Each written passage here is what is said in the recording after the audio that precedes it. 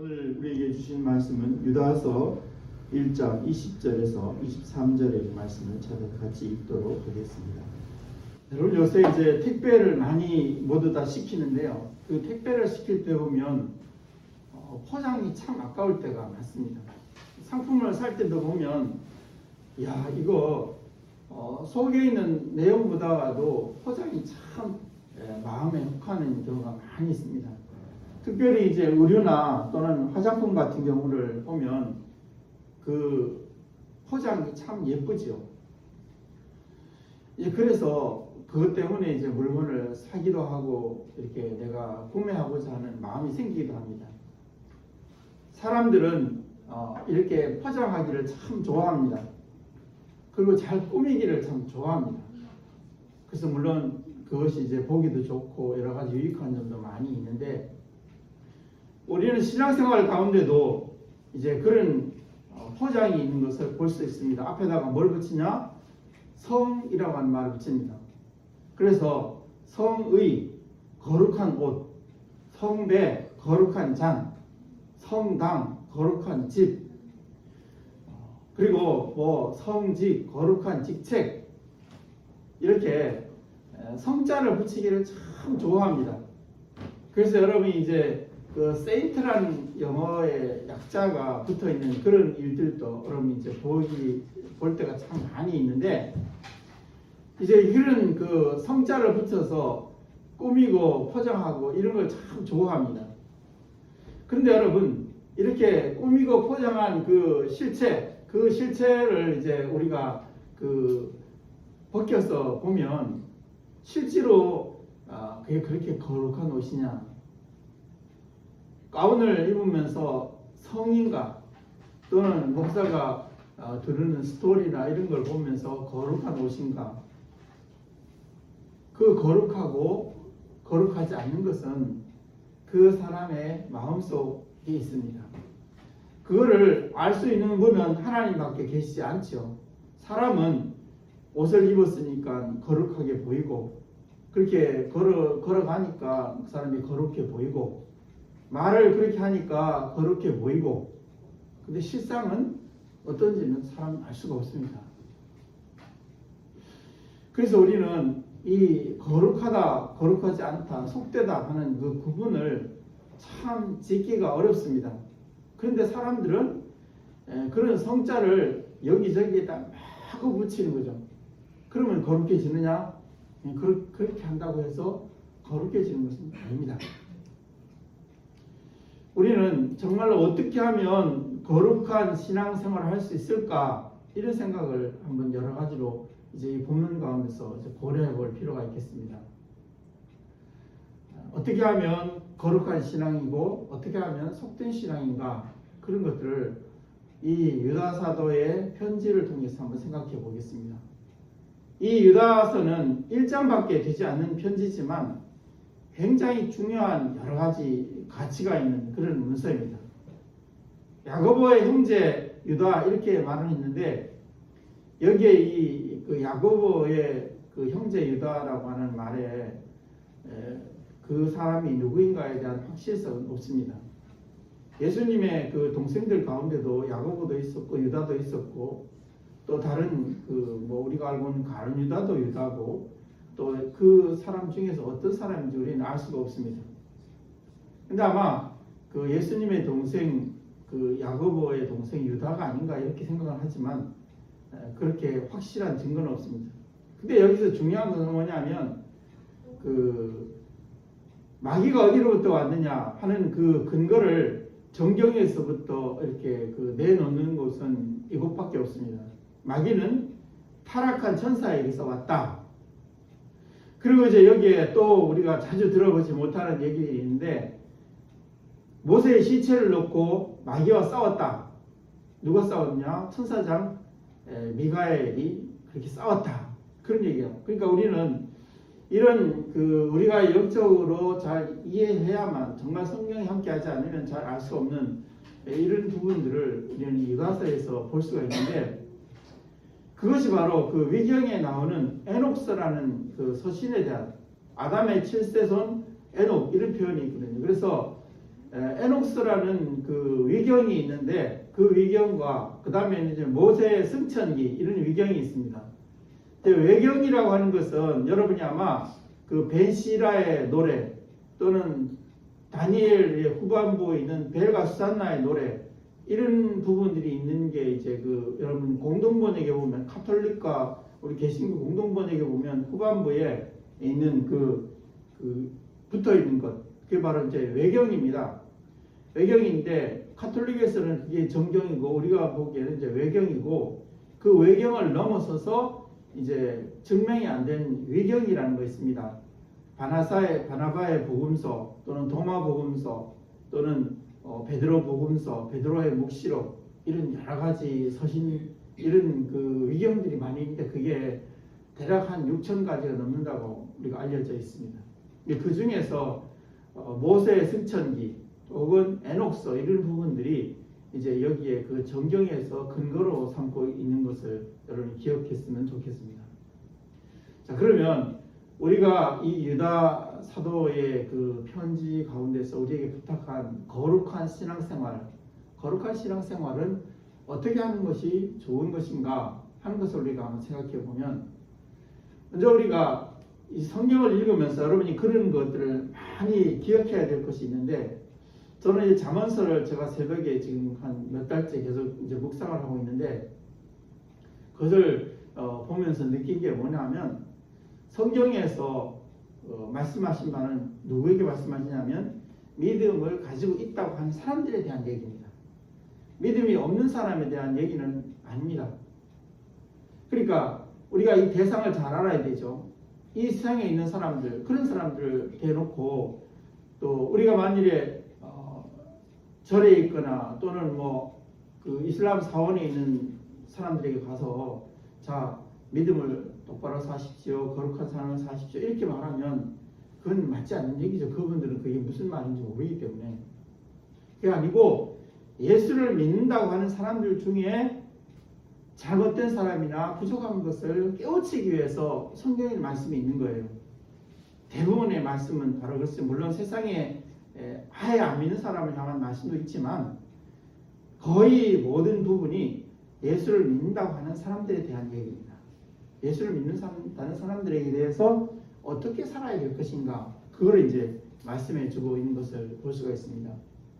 자, 그러면 우리가 이제 생각해야 될 것이 뭐냐면 속된 신앙과 또 거룩한 신앙, 관계 또 인식, 하나님을 거룩한 신앙과 속된 신앙이 하나님 어떻게 인식하는가, 또 하나님과 관계가 어떤가, 그런 거에 따라서 이제 그 신앙이 거룩한 신앙인가 속된 신앙인가 하고 그것이 이제 갈라지게 되어 있는데, 먼저 우리는 하나님을 어떻게 인식하느냐, 그런 거에 따라서 그 사람의 신앙이 속된가 또는 성스러운가, 그런 게 갈라집니다. 제일 먼저 우리가 생각해야 될 것은 뭐냐면 하나님은 인격인가 비인격이신가, 인격적인 하나님이신가 비인격적인 하나님이신가, 그런 것을 우리가 한번 생각해 보겠습니다. 왜곡되고 오해를 일으키는 사람들 중에 하나님을 인식하는 데 있어가지고 생각하기를 뭐라고 생각하느냐, 하나님은 비인격적인 하나님이시다. 다시 말하면 하나님은 사람들을 대우하실 때 뭐라고 대하냐면 너희는 내가 만든 피조물이라는 것은 물건과 똑같은 거죠. 그래서 나는 주인이고 너희 노예. 그러니까 노예는 주인이 마음대로 할 수 있는 존재예요. 물건과 같은 존재죠. 살 수도 있고 팔 수도 있고 이런 일 저런 일 시킬 수도 있고 안 시킬 수도 있고. 그렇게 하나님을 생각할 때 이렇게 하나님이 사람들을 이렇게 비인격적으로 대우한다. 그게 바로 왜곡되고 잘못된 주장입니다. 하나님의 우리를 사람을 향한 그 생각, 진실은 무엇이냐면 사랑하는 자녀입니다. 사랑하는 제자입니다. 사랑하는 종입니다. 그래서 그 사랑이 무한하십니다. 자기 자신을 십자가에 달려 돌아가시게 할 만큼 사랑하시는 분이 하나님이십니다. 그리고 사람에게는 자유의지를 주셨습니다. 가룟 유다가 주님을 배반하고 세상으로 갈 때에도 주님은 강제로 그 사람을 쇠사슬에 묶어가지고 주님을 섬기도록 하지 않았습니다. 그냥 세상에 갈 수 있도록 자유의지를 허락하였습니다. 사람은 로봇으로 만들어진 것이 아니고 자기의 생각을 가지고 살아갈 수 있도록 하나님이 만들어줍니다. 근데 잘못된 그 신앙을 가지고 있는 사람들은 무엇이라고 생각하냐면 하나님은 사람을 비인격적으로 대우하신다. 물건처럼 대우하신다. 자기 마음대로 막 이것저것 시키고 이렇게 저렇게 하신다. 이렇게 잘못된 인식을 가지고 있다는 것입니다. 그 다음에 잘못된 그 왜곡되고 이런 인식이 뭐냐면 하나님은 물질을 좋아하신다. 그렇게 생각해 보면 그 말은 결국 이 세상에 무당 종교하고 하는 게 다를 게 없어요. 그러니까 물질을 많이 내고 물질을 이렇게 하는 사람은 하나님 좋아하신다 그런 뜻이죠. 근데 우리가 생각해 보면 하나님은 모든 것을 창조하신 분이고 보이지 않는 분인데 하나님이 무엇 때문에 물질을 좋아하실까요? 사람이 가지고 있는 그 물질을 하나님이 받아서 도대체 뭘 하실까요? 우리는 교회에 대한 바른 인식을 가져야 됩니다. 교회는 뭐냐면 건물이 아닙니다. 교회는 사람입니다. 여러분 모임 자체가 교회입니다. 우리가 지어진 이 교회들을 보면 600년을 만드는 켈런 성당이나 또는 2000년 전에 바울 시대에 있었던 에베소 교회, 골로새 교회 지금은 다 무너지고 터만 남아 있습니다. 기둥밖에 없습니다. 기둥도 다 부러져서 돌덩이만 남아 있습니다. 모든 물질로 된 것은 다 이렇게 무너지고 없을 것이에요. 그런데 사람들이 어떻게 생각하냐면 하나님이 교회를 아름답게 꾸미고 포장해서 그렇게 하면 하나님이 더 영광을 받으시고 좋아할 것이다. 그런 가정하에 교회를 꾸미고 거기에다가 치장을 하고 그리고 2억짜리 파이프 오르간을 갖다 놓고 하면 하나님이 더 예배를 잘 받을 것이다. 6천만 원짜리 강대상에서 이렇게 설교를 하면 설교가 더 잘 될 것이다. 하나님 본래 의도는 그게 아니거든요. 사람이 그렇게 생각하고 만든 것입니다. 오히려 하나님이 바라신다면 그것을 가지고 어려운 사람들을 구제하고 선교하는 데 써야 되는데 사람들이 그냥 우리 교회 우리 이런 걸 주장하면서 자랑을 하고 교만하게 하기 위해서 그렇게 꾸미느라고 하나님 뜻과는 정반대로 물질을 하나님이 좋아하는 것처럼 사람들이 그렇게 자꾸 오도를 시킨 거예요. 하나님은 물질을 좋아하지 않습니다. 좋아하지 않는다는 그 뜻이 하나님의 물질이 꼭 필요한 것도 아니고 사람이 바치는 물건과 하나님 뭘 하시겠어요? 아무것도 하지 않습니다. 그냥 사람들이 자기를 자랑하기 위해서 꾸미고 이러느라고 돈이 들어갔는데 그 돈을 가지고 이렇게 사람들에게 강요하고 그래서 그것을 통해서 사람들은 오해합니다. 하나님은 물질을 좋아하신다. 물질을 좋아하는 것이 아니고 사람들이 이렇게 왜곡시킵니다. 우리는 본질 속으로 돌아와 있는 하나님은 물질을 좋아하는 것이 아니고 마음을 받으실 뿐입니다. 그러니까 과거에 도로 랩돈이 되었든 수십억이 되었든 그런 거에 주님은 전혀 관여하지 않았습니다. 근데 사람들이 자꾸 그런 것을 좋아하는 것을 이렇게 잘못 가르치고 그걸 통해서 막 자랑을 해야 되는 거죠.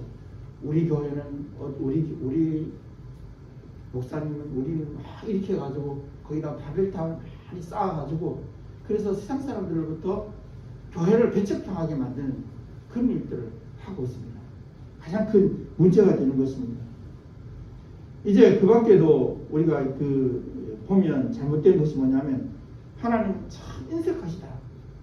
우리가 하나님께 기도하면서 느끼는 게 뭐냐면 하나님은 모든 것들이 다 가능하신데 왜 이렇게 나한테만 인색하신가? 그냥 팍팍 쏴주고 팍팍 주고 팍팍 뭐든지 다 성공하게 만들고 뭐든지 다 되게 만들면 얼마나 좋을까? 그래서 하나님은 인색하신 하나님으로 사람들이 생각합니다. 하나님은 인색하지 않습니다. 베풀기를 좋아하시고 풍성하게 나눠주기를 좋아하십니다. 근데 여러분 한번 생각해 보세요. 아직도 그것을 관리할 수 있는 능력이 안 되고 이런 어린아이에게 여러분 막 수천억 수천조를 갖다 주면 어떻게 되겠습니까? 가령 아직 가난한 아이에게 아버지가 너 사랑한다 그래서 그 아이에게 막 수조 원을 갖다 줬어요. 그럼 그 아이가 그걸 관리를 해낼 수 있겠습니까? 관리하는 게 아니고 죽어요. 강도들한테 맞아 죽어요. 줄 수가 없는 거죠. 그런데 이 세상의 사람들은 하나님을 인색하신 하나님이라 그렇게 생각하는 것입니다. 그 다음에는 하나님을 어떻게 인식하냐면 하나님은 무서운 분이다. 하나님은 조금만 잘못하면 벌을 주고 막 책을 하고 못 살게 구는 하나님이다. 그런 생각. 하나님은 무서운 분이 아니고 그냥 근엄하시고 그리고 엄숙하신 분일 뿐입니다. 우리가 부모님과 자녀의 관계에 있어서도 막 그냥 마음대로 하면 그 부모하고 그냥 똑같이 나나 그런 식으로 대하면 가족이 이루어지지 않듯이 하나님과의 관계에도 일정한 그런 근엄함이 있을 뿐입니다. 근데 사람들은 그렇게 생각하는 것입니다.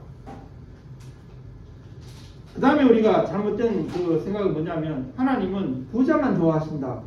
하나님은 백인들, 서양인만 좋아하신다. 하나님은 건강한 사람만 좋아하신다. 하나님은 예쁜 사람만 좋아하신다. 하나님은 잘생긴 사람만 좋아하신다. 아닙니다. 그런 잘못된 인식을 교회가 심어주고 있는 거죠. 서양 사람들이 우리에게 복음을 전해줬다고 해서 예수님이 그러면 그런 사람들만 좋아하셨느냐? 예수님의 친구는 그런 사람들이 아니었어요. 예수님의 친구는 병자와 거지와 가난한 사람과 그리고 없는 사람들과 무시당하는 사람, 이런 사람들이 죄인과 세리의 친구였습니다. 근데 사람들이 그런 잘못된 인식을 함으로 인해 가지고 우리가 이 하나님을 정말로 형편없는 하나님으로 만들어버리고 말게 된 것입니다. 그래서 이런 생각을 가지고 하나님과 관계를 맺기 때문에 하나님과 신앙인의 그 관계가 뭐냐면 비즈니스 관계, 주고받는 관계. 하나님께 내가 이렇게 드렸으니까 내놓으라 그러고 달라 그러고 그런 잘못된 왜곡된 오해가 있어요. 근데 하나님과 사람의 관계는 그런 관계가 아니거든요. 아무것도 조건도 달지 않으시고 아무것도 요구하지도 않으시고 일방적인 은혜와 사랑으로 사랑해 주시고 보호해 주시고 인도해 주시는 아무것도 바라지 않습니다. 하나님 그냥 일방적인 은혜와 사랑으로 우리를 보호해 주시는 것입니다. 그런데 그런 생각을 가지고 하나님 앞에 자 하나님 제가 헌신했으니까 내놓으시오.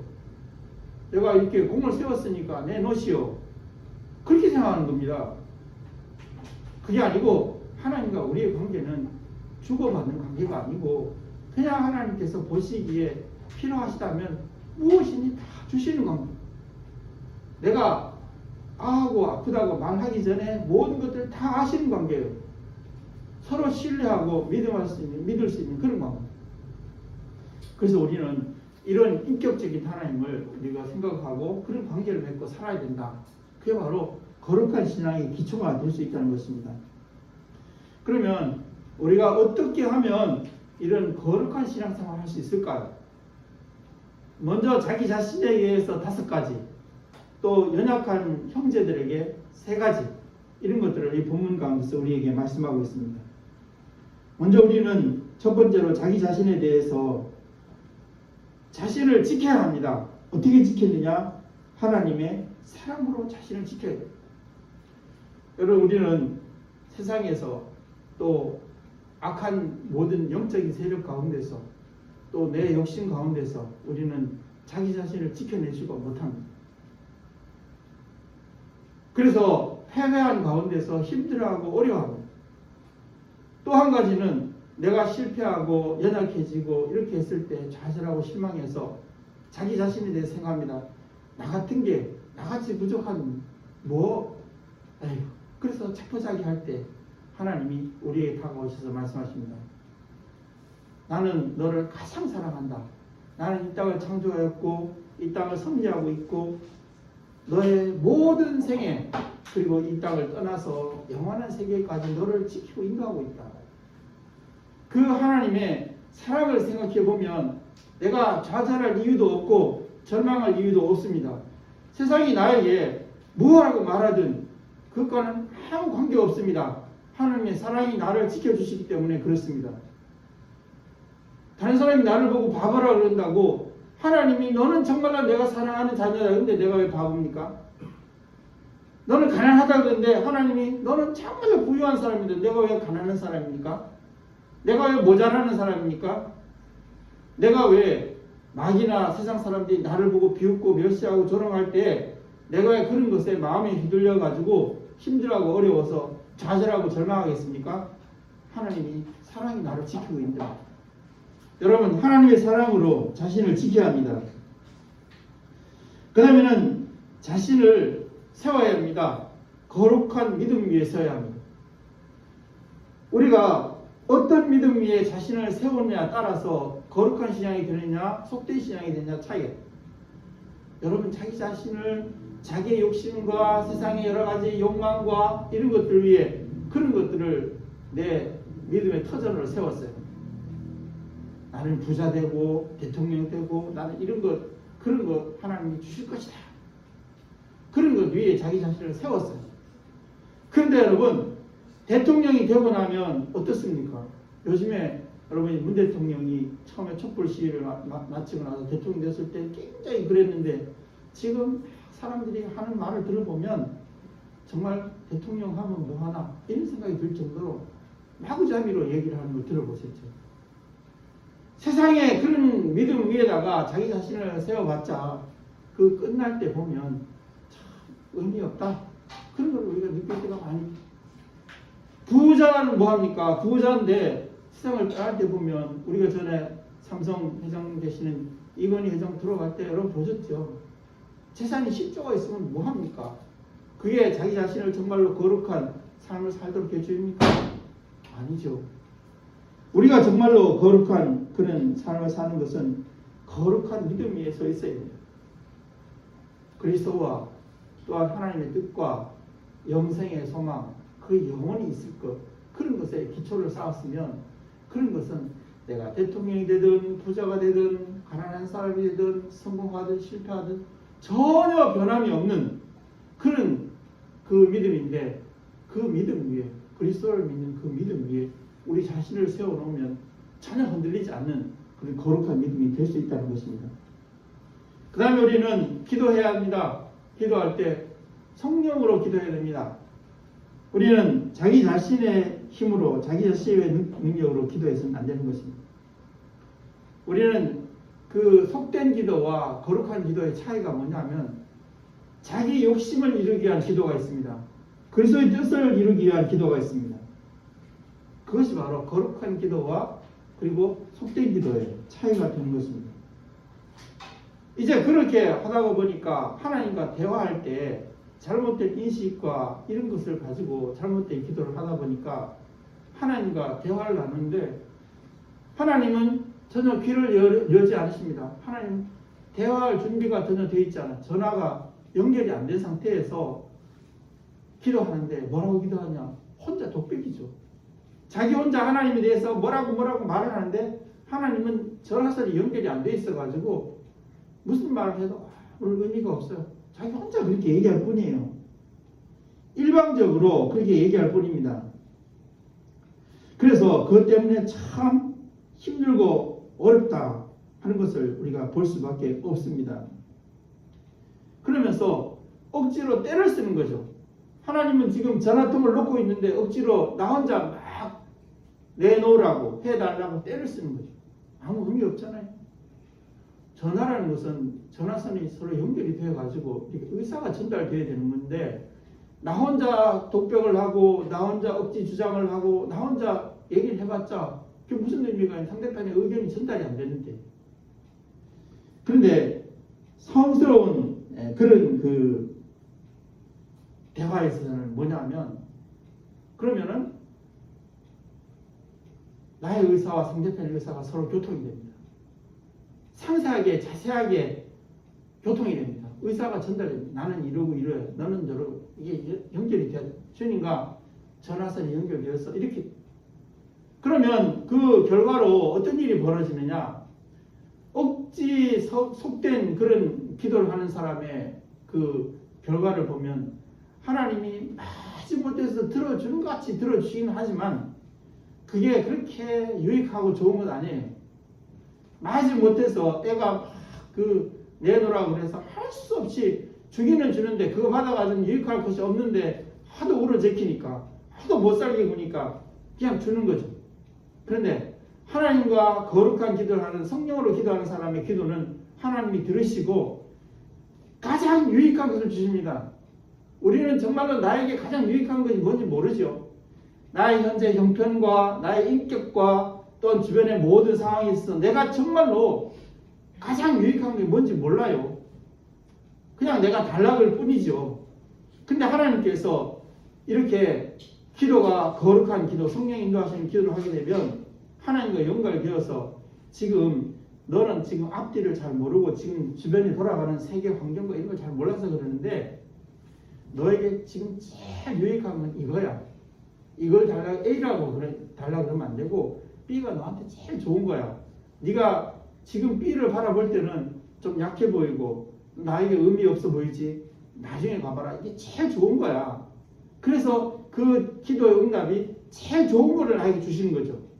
그래서 그거를 내가 아멘으로 받아들이면 그로 인해서 내가 하나님께 영광을 돌리게 되고 나에게 가장 유익한 일을 만나게 된다 하는 사실을 우리는 꼭 기억해야 되는 것입니다.